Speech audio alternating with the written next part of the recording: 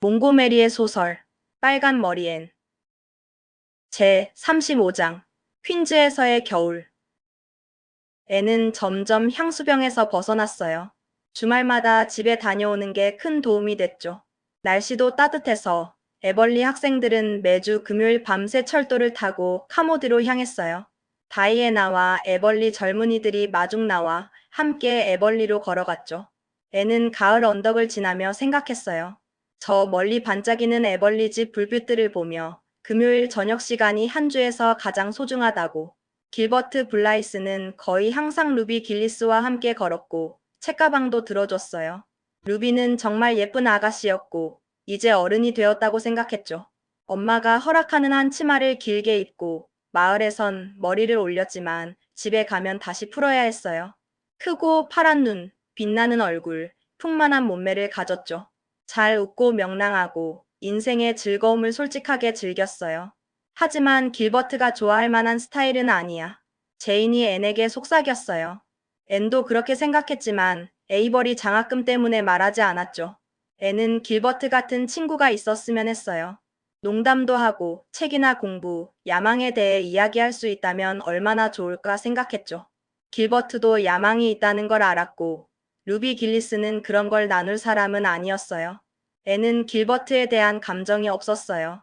그냥 좋은 친구가 될 수 있다고 생각했죠. 만약 길버트와 친구라면 다른 친구가 있든 누구와 걷든 신경 쓰지 않았을 거예요. 앤은 친구를 잘 사귀었으니까요. 여자친구는 많았지만 남자와도 우정을 쌓고 싶었어요. 새로운 관점을 얻고 싶었죠. 앤은 이런 생각을 명확하게 말할 순 없었지만 길버트와 기차에서 내려 함께 걸어갔다면 새로운 세계와 희망, 야망에 대해 즐겁게 이야기할 수 있었을 거라고 생각했어요. 길버트는 똑똑했고 자기 생각을 가지고 있었고 삶에서 최선을 다하려는 사람이었죠.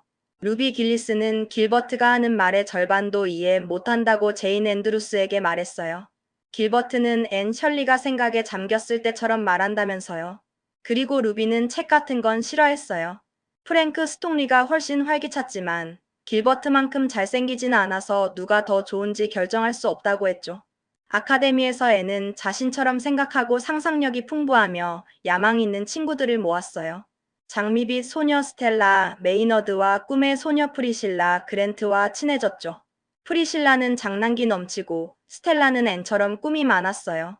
크리스마스 방학 후 에벌리 학생들은 금요일마다 집에 가는 걸 그만두고 공부에 집중했어요. 퀸스 학생들은 각자 자리를 잡았고 반 분위기도 안정됐죠. 몇 가지 사실이 분명해졌어요. 매달 경쟁자는 길버트 블라이스, 앤 셜리, 루이스 윌슨 셋으로 좁혀졌다는 것, 에이버리 장학금은 6명 중 누가 받을지 모른다는 것, 수학 동메달은 뚱뚱하고 재미있는 시골 소년이 딸 거라는 것 등이었죠. 루비 길리스는 아카데미 최고의 미녀였고 2학년은 스텔라 메이너드가 차지했어요. 앤 셜리를 더 좋아하는 사람들도 있었죠. 에셀 마르는 머리 스타일이 멋있었고 제인 앤드루스는 가사 과목에서 뛰어났어요. 심지어 조지 파이도 독설로 유명했죠. 스테이시 선생님의 제자들은 학문적으로도 잘 해내고 있었어요.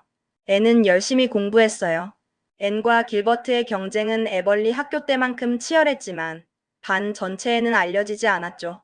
하지만 예전처럼 힘들지는 않았어요. 앤은 길버트를 이기기 위해서가 아니라 좋은 경쟁자에게 이기고 싶었던 거예요. 이기면 좋겠지만 못 이겨도 괜찮다고 생각했죠. 수업이 있어도 학생들은 즐거운 시간을 보냈어요. 앤은 비치우드에서 시간을 많이 보냈고 베리 아주머니와 함께 교회에 갔죠. 베리 아주머니는 나이가 들었지만 눈은 여전히 빛났고 말도 여전했어요.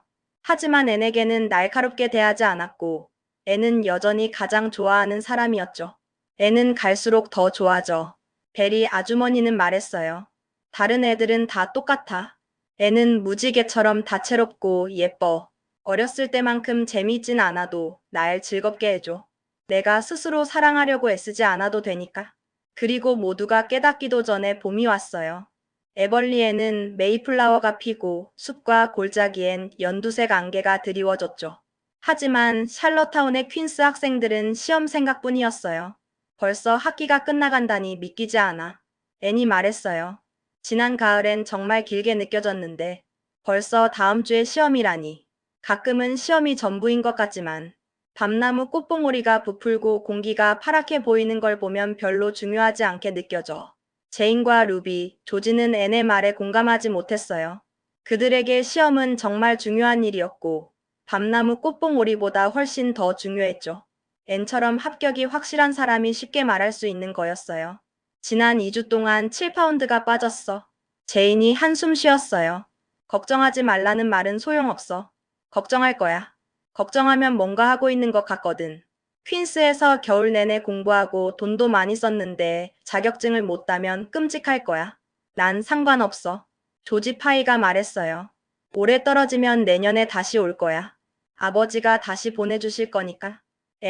프랭크 스톡리가 그러는데 트레메인 교수님이 길버트 블라이스가 메달을 딸 거고 에밀리 클레이가 에이버리 장학금을 받을 거라고 했대. 그건 내일은 기분 나쁘게 들릴지도 모르겠지만 조지. 앤은 웃으며 말했어요. 하지만 지금은 그냥 그린 게이블스 아래 골짜기에서 제비꽃이 피어나고 러버스 레인에서 고사리가 나오는 걸 알고 있다면 에이버리를 타든 못타든 별로 중요하지 않다는 느낌이 들어. 난 최선을 다했어. 이제 투쟁의 기쁨이 뭔지 조금은 알 것 같아.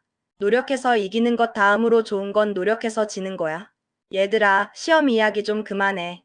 저 집들 위에 있는 하늘을 보고 에벌리 숲 위로는 어떻게 보일지 상상해봐. 제인, 졸업식에 뭐 입을 거야? 루비가 현실적으로 물었어요. 제인과 조지는 동시에 대답했고 대화는 패션 이야기로 흘러갔죠.